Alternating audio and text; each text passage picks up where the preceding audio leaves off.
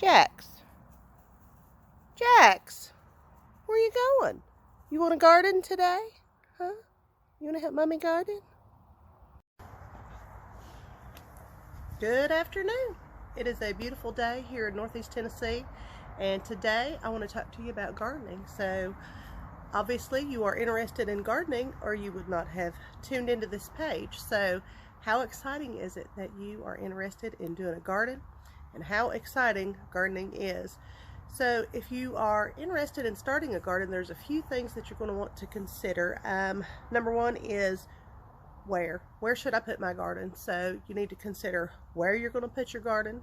You're going to need to consider what kind of garden you want to have, and you're also probably going to want to consider, when should I start this garden?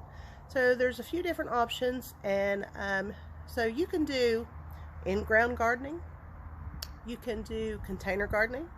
If you live in an apartment, that's a perfect thing to do for apartment living, is container gardening. You can do raised bed gardening, or you can do a combination of all three of those things, and that's what I do. So here is, let me raise this up. Here is my in-ground garden, and like I said, I am in Northeast Tennessee, which is zone 6B and 7A. We're kind of right on the line between the both of them. So another thing that you are probably going to want to consider is sunlight. So for instance, if you're going to do a in-ground like I have here, you're going to want to consider the amount of sun that is on that exact spot during the day.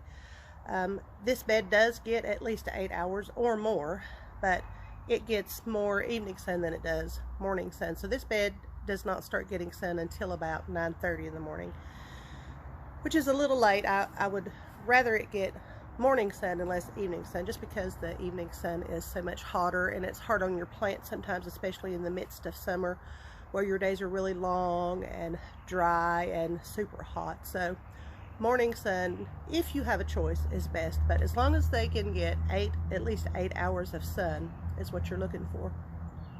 So you're going to want to consider the same thing regardless of the type of garden that you're going to do, whether it's container gardening or even whether it is raised bed gardening. So consider the sunlight that you're going to have whenever you do any of those beds. Another thing to consider is, how big do I want it to be? Well, that depends on what your plans are. If your plan is growing massive vegetables and fruits to be able to harvest and preserve, then you're going to need a pretty good sized space. But if you're just looking to do a hobby and have vegetables, like a tomato on demand when you make a sandwich, then you're not going to need a whole lot. And I absolutely recommend, if you've never had one before, to just start small. You don't want to start too big and then overwhelm yourself and then give up on it before you've ever really given it a chance, because there is some work that goes into gardening, although if you do it right, it's not a massive amount, and the harvest that you reap from having a garden is almost always worth it if you go about it the right way. And another thing to consider is going to be when should I start my garden? Well, that's going to depend on where you live and when your last frost date is, because you don't want to take the time of growing stuff from seed, or even putting a lot of money into buying some plants that have already been started, putting them in the ground just to have the weather to come along and kill them. So you need to find out when your last frost date is, and that is only an average. It is not definitive. So for instance, here our last frost date is April 25th, and it has not always been April 25th. In the past, it's been more along the lines of May. So it changes because it's an average. It's averaged out, and I don't know how they go about averaging it, but this year it is April 25th. So when it starts getting close to April 25th, I will look at the 10-day forecast, and if it looks like it's going to be nice weather 10 days prior to April 25th, I will usually go ahead and plant some things. I don't like to put a whole lot in the ground, because if something happens and we get a cold snap, then I'm going to need to go out there and I'm going to have to do something to protect all of those plants. So look at your last frost date. Consider the plants that you're planting. How big are they going to get? So you're going to need to consider those things, whether you're doing an in-ground garden, container garden, or raised beds garden. So I'm going to take you out here and show you my raised beds, but I will do a separate video on each one of those things. I'll do a separate video on container gardening, and I will do a separate video on raised bed gardening and how to be able to accomplish that without breaking the bank. Container gardening is so very simple. All you need to do is get a container. It does not have to be fancy, but here's a container that I have started some, what is this? This is mustard greens. That's why I always tell you all to make sure you mark what you're planting, because you may forget. Sometimes whenever the plant gets mature, it can be obvious, but not always. So anyway, these will be my mustard greens that I just planted today. Here is another example of container gardening. I used these last year. These are probably about 10-gallon containers. We got these free, given to us from a local nursery. And there's 2 of them over here.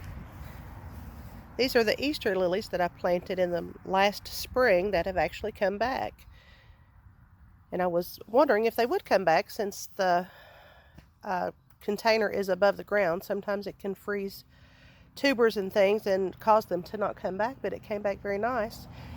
And so did the purple coneflower that I already see coming up out of that.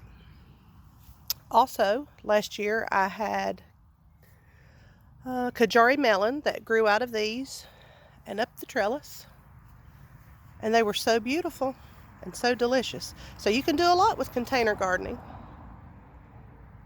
And that's just a small sample of what I done with containers. I had containers sitting around everywhere with multiple things in them. I had peppers in containers. I had tomatoes in containers. I had melons in containers. I had cucumbers in containers. So if you have any space at all, you can grow a garden. Here is the raised bed. This is the oldest bed that I have. This one is going on its 3rd year, and you can see it's starting to get a little rickety, but that's okay. It still holds dirt, and when things begin to grow out of it, it is beautiful. I have the trellis coming up out of it also. Last year I had cantaloupe over here growing out and up the trellis, and over on this side I had spaghetti squash, and I forget what else. And it literally grew up and over and out into the yard, and it was just gorgeous. So even whenever you're thinking about doing a raised bed, start looking for materials that are cheap, and just use whatever you can find. These particular pieces of wood, someone was throwing away, so those were free as well. But like I said, I will do a separate video on raised beds and talk to you a little bit more about what to put in them. I'll also take you over here and show you what we've been doing in the big raised beds that we have. So these are about 3 by 16, and last year I used this one. So the dirt has settled a lot in this one, and the plastic needs to be pulled back up, but these are not finished. It's a work in progress. A lot of my stuff around here is, so it needs to have a little bit done to it to make it a little more pretty, so to speak. So I have the trellises coming up out of those as well. And last year I had butternut squash coming up one of the trellises, and they were magnificent. And I will put a picture of that in the video for you to see. But anyway, you can see this one here is a work in progress. This one has not been used yet. This one so far just has a lot of organic material in the bottom of it.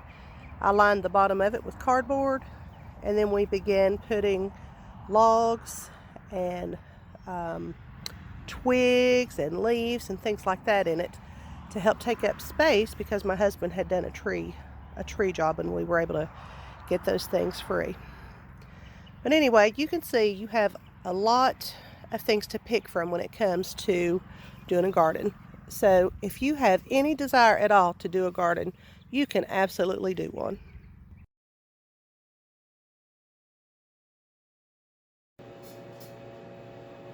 Well, I hope that I have shared some good information with you all. I always try to write stuff down just because I tend to forget. I'm not perfect. You'll find that out pretty quick in my videos. If I wait for perfection in my videos, I would never get one posted. So I'm really just trying to get some good information out there to people that are interested in gardening. And you know, my original goal was just to make sure that people that work 40 hours a week, they can still have a garden. Because that's what I do. I work 40 hours a week, just like the majority of Americans, and I still do a garden, and I still have a really good garden. And you can too. So I'm here to encourage you, no matter what kind of garden you choose. So come up with a plan. Where can you put it? You know, what kind of garden do you need? Do you need an in-ground garden? Make sure it's protected. Do you want a raised bed garden, which will keep out small animals that can't, you know, jump that high? Or do I need container gardening? If you live in an apartment, you know, if you have some room out on your patio, you can do container gardening. And even if you can't grow but just 2 or 3 plants, you know, that's 2 or 3 plants that you didn't have before. And that's some tomatoes, fresh tomatoes on demand. When you're making a sandwich, you know, lettuce, greens are so easy to grow in containers, and you know, they're ready on demand. There's so many different varieties that are what you call cut and come again, so you can snip off what you want and it will regrow. So there's so many different things that you can do. So how big does it need to be? That's up to you, but I suggest starting small. Don't start with something big that's really hard to manage. You don't want to overwhelm yourself, especially if this is the first time you've ever done a garden, or even if it's the first time that you've done one in a while. Gardening is a little bit of work. It is so rewarding though, and it is so worth every single ounce of work that you put into it. And when should you start the garden? Well, that's going to depend on your last frost date. Here in Northeast Tennessee, it's April 25th. So I'll be starting mine around that time, and in the meantime, you can be preparing. So if you're going to do an in-ground garden, go ahead and make plans on checking the soil, checking to see if it's good dirt, you know, and if not, you may need to amend it. If you're going to do a raised bed, go ahead and start getting that raised bed done. I'll do a separate video on raised bed gardening because there's just a few more details that I'd like to go into to share with you about that, or just container gardening. So no matter what you choose, you can do a garden. So happy gardening, and God bless each and every one of you.